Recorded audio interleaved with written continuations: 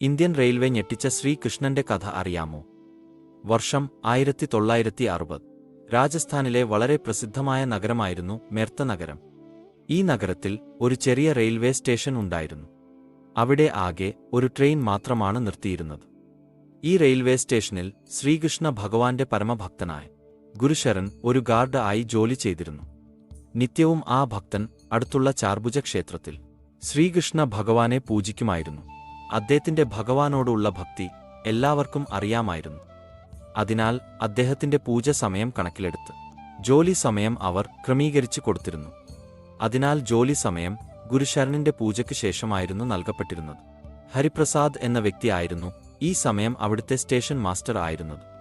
എന്നാൽ പിന്നീട് ഇദ്ദേഹത്തിന് സ്ഥലമാറ്റം ലഭിച്ചു. പുതിയ സ്റ്റേഷൻ മാസ്റ്റർ അവിടെ ജോലിയിൽ പ്രവേശിച്ചു. പുതിയ സ്റ്റേഷൻ മാസ്റ്ററിന് ആ സ്റ്റേഷനിലെ ജോലിക്കാരെ അധികം പരിചയം ഉണ്ടായിരുന്നു.